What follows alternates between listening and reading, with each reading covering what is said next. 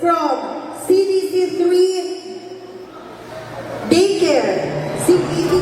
Daog ang Meralco Bolts sa score nga 82-74 kontra Magnolia Chicken Templados Hotshots sa gipahigayon nga PBA Governors Cup 2024 sa Panabo City.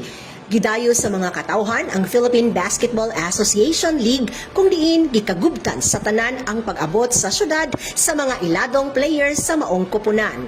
Bago nila gisugdan ang ilahang dula, mibisita sila sa Panabo City Hall aron makigsadya sa katawhan og magpahigayon og gift giving alang sa mga piniling kabataan sa syudad og nahimo nilang benepisyaryo ang child labor, street children og solo parent children. Talagang excited po Magnolia na makalaro po ulit dito, especially po sa ating mga alagang PBA na I'm sure makakapagbigay po ng inspirasyon ang basketball teams sa kanila po. At sila po ang future of this generation. Thank you very much. More blessings po sa inyo.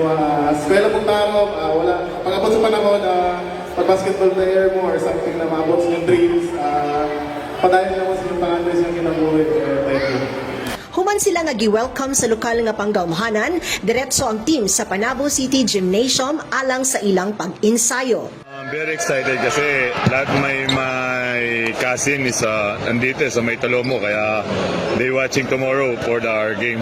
Spotted usab sa PBA sila City Mayor Jose E. Relampagos, Executive Assistant 3 Joanne Relampagos Kapuyan ug Executive Secretary to the Mayor Boss J.M. Relampagos nga naghatag sila sa ilang dakong suporta sa duha ka team. Mainito ng dula ug hugyaw ang mga supporters nga nag-cheer sa ilang mga paborito nga players.